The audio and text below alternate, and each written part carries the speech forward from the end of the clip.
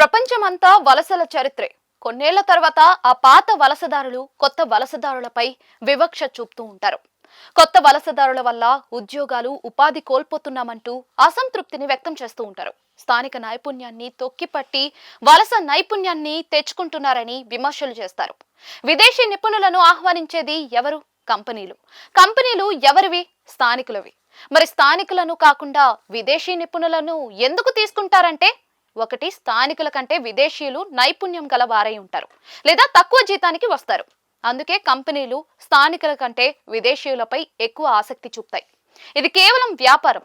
ఇక్కడ స్థానికులు, విదేశీయులు అన్న తేడా ఉండదు. పెట్టుబడికి కావాల్సింది లాభం, స్థానికత కాదు. ఇప్పుడు అమెరికాలో విదేశీయులపై వివక్ష చూపుతున్న స్థానికుల కథ కూడా ఇలాంటిదే.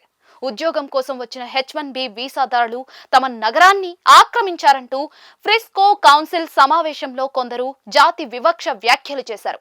వీసా మోసాల కారణంగా భారతీయుల జనాభా పెరుగుతోందని వ్యాఖ్యానించారు. ఈ ప్రాంతం భారతీయులతో నిండిపోకముందే అమెరికన్లు మేల్కోవాలని పిలుపునిచ్చారు. అర్హులైన అమెరికన్ల ఉద్యోగాలు లాక్కునే వీసా విధానానికి తాము వ్యతిరేకమని సోషల్ మీడియా కన్జర్వేటివ్ ఇన్ఫ్లుయెన్సర్లు కైలీ కాంబెల్, మార్క్ పలాసియానో వ్యాఖ్యానించారు.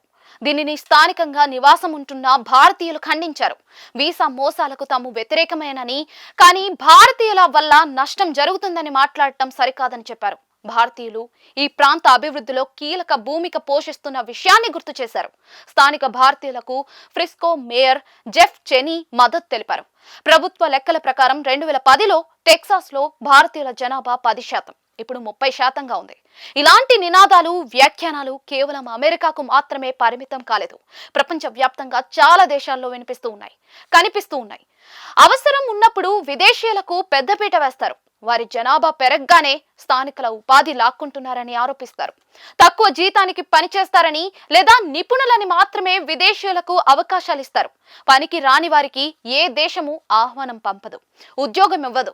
విదేశీయుల చెమటతో అభివృద్ధిలోకి వచ్చిన తర్వాత వారిని చిన్న చూపు చూడటం, వివక్ష ప్రకటించడం సర్వసాధారణంగా మారుతూ ఉంది. ఈ రోజు టెక్ రంగంలో అమెరికా ఆధిపత్యానికి భారతీయులే కారణం. లేదంటే అమెరికాకు అగ్రరాజ్యంగా స్థానం ఉండేది కాదు. కానీ అమెరికన్లు కొందరు దీనిని ఒప్పుకోరు. తమ ఉపాధి లాక్కుంటున్నారని మాట్లాడతారు. విదేశాల్లో ఉంటున్న భారతీయులు వెనక్కి వస్తే మాత్రం అది ఇండియాకే లాభం. టెక్ రంగంలో ఆధిపత్యం చెలాయించగలరు. కానీ ఇక్కడ ఉన్న పరిస్థితులు వారిని రానివ్వవు. అందుకే విదేశాల్లో ఉన్నారు, వివక్ష ఎదుర్కొంటూ ఉన్నారు. విదేశాల్లో ఉన్న భద్రత, పని వాతావరణం ఇండియాలో కల్పిస్తే మాత్రం ఇక్కడికే వస్తారు. కానీ ప్రభుత్వం ఆ దిశగా చర్యలు తీసుకోకపోవటం కూడా ఒక కారణమే.